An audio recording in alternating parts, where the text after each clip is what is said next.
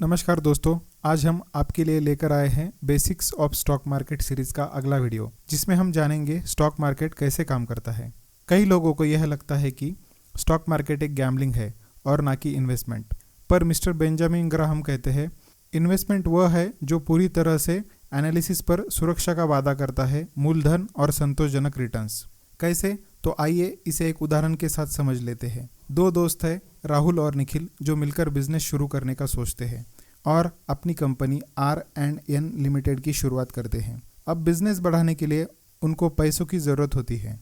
उनके पास पैसों के लिए सबसे पहला उपाय यह है कि वो बैंक के पास जाकर लोन उठा सकते हैं, या फिर वो किसी बड़े इन्वेस्टर से पैसा उठाकर उसे अपने कंपनी में हिस्सेदारी दे सकते हैं। तीसरा और इम्पोर्टेंट तरीका यह है कि वो लोगों को अपनी कंपनी के शेयर्स या हिस्सेदारी बेचकर उसके बदले पैसा उठा सकते हैं।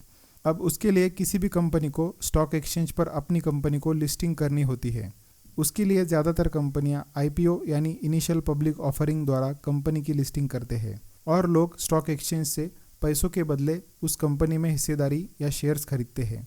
किसी भी बिजनेस को लोन के मुकाबले शेयर्स के बदले पैसे उठाना फायदेमंद होता है, क्योंकि लोन का रिपेमेंट विथ इंटरेस्ट देना होता है, जबकि शेयर्स या इक्विटी का कोई रिपेमेंट नहीं होता। उसका फायदा हिस्सेदारों को कंपनी की बढ़ती शेयर प्राइस और डिविडेंड से मिलता है।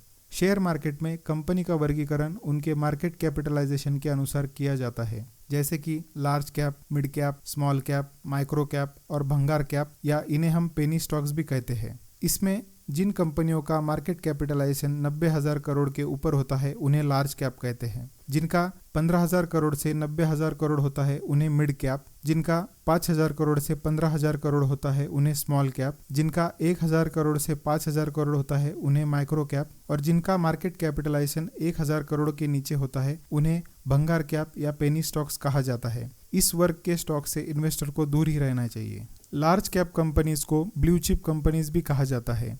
इसकी शुरुआत तब हुई जब 1920s में एक अमेरिकन पत्रकार ने इन्हें ब्लू चिप के नाम से पुकारा, क्योंकि पोकर गेम में जो चिप्स होती है उनमें ब्लू कलर चिप्स की वैल्यू सबसे ज़्यादा होती है। उदाहरण के तौर पर हमारे स्टॉक मार्केट की ब्लू चिप्स है Infosys, Hindustan Unilever, HDFC bank, Asian paints, Reliance आदि। स्टॉक प्राइजेस सप्लाई और डिमांड के सिद्धांत पर तय होती है। जैसे कि अभी कोरोना के शुरुआती दिनों में मार्केट में अचानक सैनिटाइजर की डिमांड बढ़ गई, लेकिन सप्लाई कम होने के कारण सैनिटाइजर्स की कीमतों में हमें बढ़ोतरी देखने को मिली। इस डिमांड को देखते हुए कई कंपनियों ने सैनिटाइजर का प्रोडक्शन किया, जिसके चलते मार्केट में सैनिटाइजर का सप्लाई बढ़ गया और उनकी कीमतों में फिर गिरावट आई। तो इसी तरह स्टॉक्स की प्राइजेस में उतार चढ़ाव होता रहता है। जो कंपनियां अच्छा परफॉर्मेंस दिखाती है, ज़्यादा लोग उनके शेयर्स खरीदने लगते हैं और शेयर्स की प्राइजेस बढ़ती है। इसके विपरीत जो कंपनियां खराब परफॉर्मेंस करती है, ज़्यादा लोग उनके शेयर्स बेचते हैं और शेयर की प्राइस घटती है। स्टॉक मार्केट में इन्वेस्टमेंट के दो तरीके हैं।